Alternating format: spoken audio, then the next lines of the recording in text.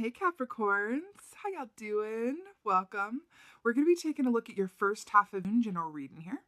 So in the meditation, I was immediately taken to the ocean and it felt like a storm was about to hit. And then I saw two eels hanging in midair, attracting a lot of energy and electricity towards them. And the more that they attracted, the more it built and built and built. And then I saw it sort of, reaching an apex, an energy apex, and then kind of exploding. And then I saw a character from the film Fantastic Beasts and Where to Find Them. I can't remember the name of the character, but the actor who plays that character's name. His character, sort of because of his, pain and tragic history as a magical being, turned him into basically a big black hole of energy. I saw that character holding a jar with a firefly in it. It contained a firefly, and I saw the firefly sort of bouncing around and lighting up this jar. And I got this sense of, energy that is grounded, right? So when we ground ourselves, it's an aspect of that term is that we remove ourselves from electricity, right? We ground ourselves, right?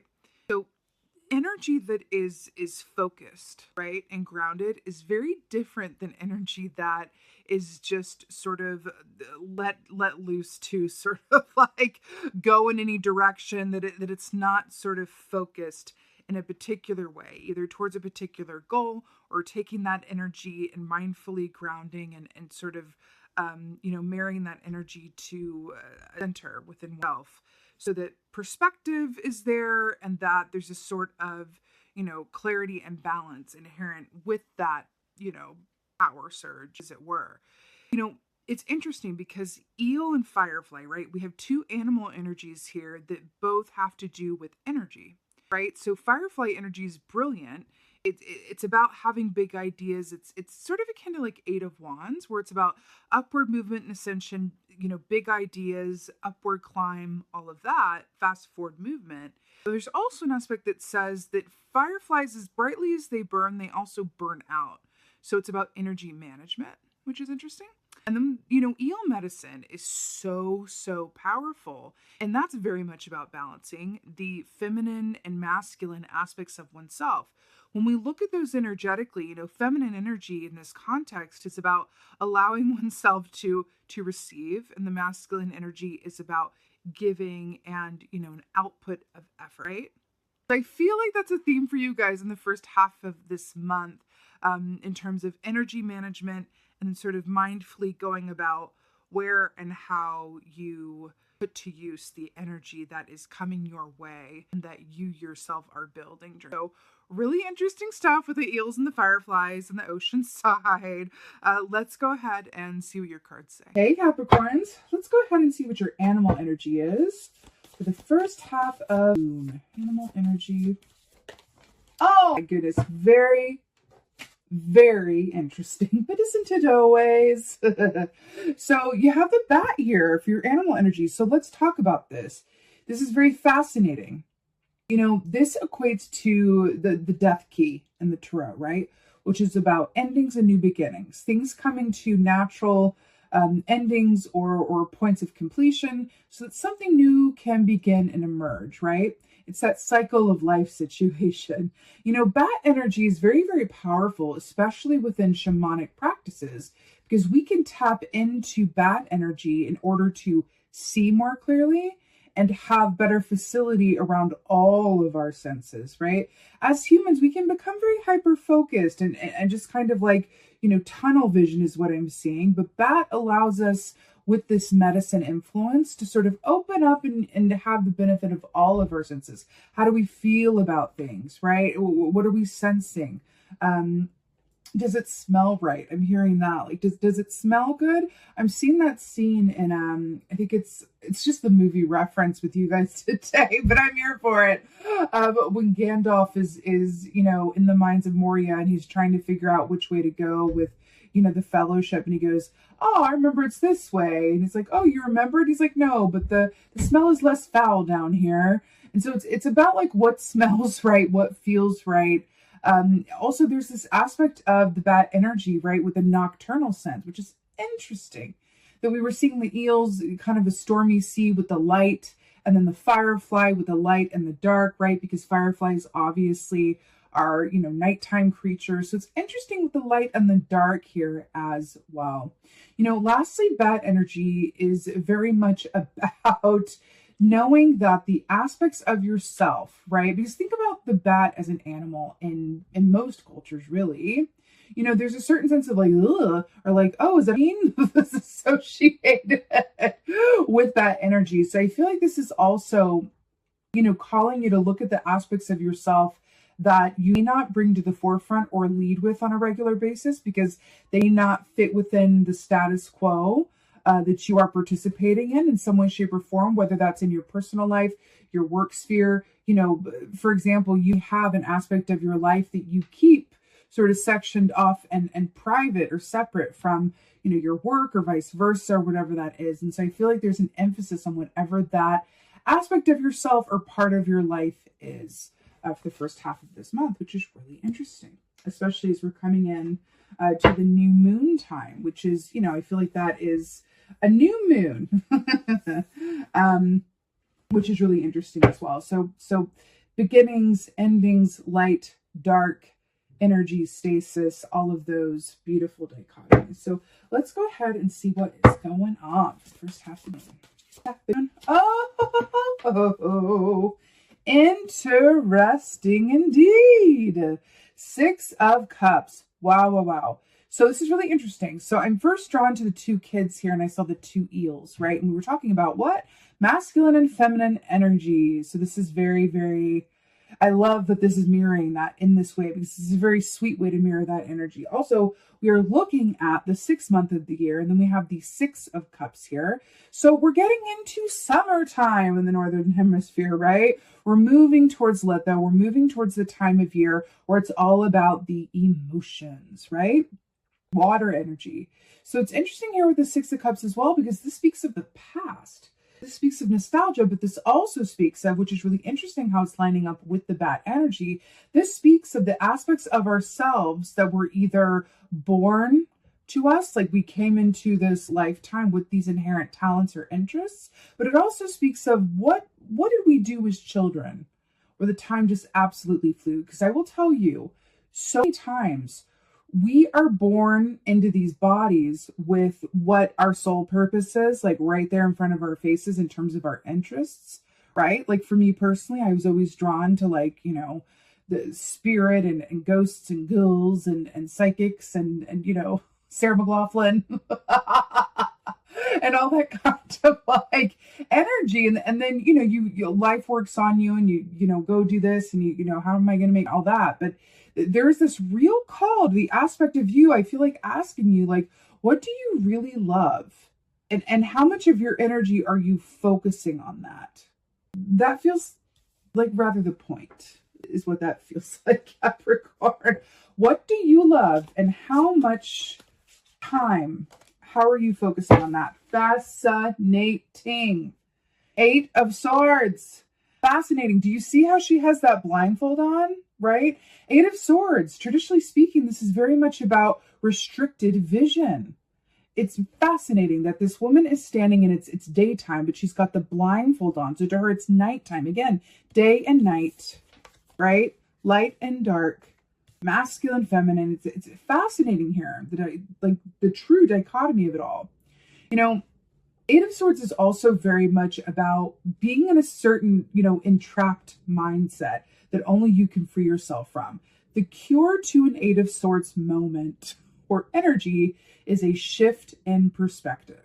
That is what it is, which is, I'm really feeling that because with the kids here, if you think about the perspective of a child, right, especially around this age, right, the perspective of a child is as it should be, right? What's going on right now? What is right in front of me? What does this flower smell like? What does it feel like? How many flowers are there? If I tip this cup over, what will happen to the flowers? Oh, they fell on the ground. Well, what if I piled them all up on top of each other? And then what if I ran in that water? And then, right, that is kid energy. It's like a complete mastery of the present moment, right? The perspective is the present moment with this 6 of Cups. Then we've got the 8 of Swords. These could not be 2 more opposite energies, right? So it's focused on what's going on in front of you in the now moment, and then restricted vision. I feel like you are being called to redirect your focus. She's also like standing at this body of water here as well, right? So it's very watery mind palace situation. But I feel like you're being called here to really consider, again, not just where your focus is, but what do you love? How and in what ways you are putting your energy into what you love, but also getting a very clear view on what is going on in your situation and in your given circumstances. What is working for you and what is not? What is working and what is not? And this can be as simple or as complicated as you let it, right? This can be approached in a very simplistic way where it's like, okay, what do I feel happy spending time doing? And what do I dread? What feels like obligation? What feels like, a pleasure, right? And really sort of taking account of those things. Because with this bat energy, with the ending and beginning, I feel like there are things in your atmosphere that want to be shifted or altered in your energy. There feels like there is something coming towards you. Because I'm getting drawn back to that firefly, right? But it was enclosed in a jar. It wasn't able to be released, right? It was literally a firefly in prison, right? Which is really interesting given the greater context of this. It feels like there is either an idea or a dream or a knowing that is being called for you to first take the blindfold off and see it and acknowledge it. I feel like for some of you guys, it's like, yeah, I know what that is. I just like, I've just been too busy over here. I just haven't wanted to do that, or I have fear around it. You're being called to first acknowledge what aspect of yourself is being kept. What in you in terms of a source of inspiration, right? Because the wands, because again, Firefly, Eight of Wands, the wands rule the realm of the actions that we do or do not take, usually around the work that we love to do or our interpersonal relationships that, inspire us and that we're passionate about. So if in terms of this firefly being kept in a jar, what aspects of yourself that you are truly passionate about, whether it is the work that you do or your relationships or your soul purpose or whatever that is, what aspects of those things are being inhibited, right? Or constrained or restricted or not allowed to really come out and play or breathe, right? I'm seeing the image of a fish who only grows as big as its fish tank, right? Is it a bigger tank? Right? Do we introduce a bigger tank or do we swap out the fish? There's something in that for you. Now you have Queen of Pentacles in reverse here. So interesting. And I'll get to why this is commenting on the Eight of Swords so beautifully. So Queen of Pentacles in the upright. She is so rich. And here's why. She's not rich because she has a lot of gold and treasures and all of that, which she does, but that's not what makes her wealthy. What makes her wealthy or rich is that everywhere she looks, she sees gold. Everywhere she looks, she sees something to be grateful for, which makes her the gratitude queen. She's all about gratitude, right? Remember what I said about how the cure to the Eight of Swords is a shift in perspective? Can I tell you that the most surefire way to shift one's perspective is through gratitude? It is so true. It's kind of a cliche, but like for a very good reason. Gratitude, I can tell you personally, has moved me out of like more chapters in life where I've been really static or really frozen or just really kind of holding myself, blocking myself off from a lot of good that wanted to come away, and then finding even small ways to shift to a perspective of gratitude. I'm telling you, it is the equivalent of standing on dry land next to the water and then allowing this, to jump fully in the water and just swim freely. It really makes a huge difference. So the fact that the Queen of Pentacles is in the reverse for you, I feel like this is very much speaking of a need for a shift in perspective, right? I feel like for you guys as well, because we're looking at, the bat, which is death energy, endings, beginnings, focus on the present moment, masculine, feminine, giving, receiving, that dichotomy, and then restricted vision, and then a needed shift in perspective or focus. I feel like there's this overall aspect for you where I feel like I'm looking at a sort of like a quarry, right? And I feel like there are these, oops, sorry, okay, these stone blocks that just want to be moved so that the river can just like flow through. And I feel like that's what we're looking at here. What is blocking that river from flowing more freely, whatever that is for you, right? Really interesting. But I really want to get some advice. I'm very, very like keen to get advice for you guys for sure.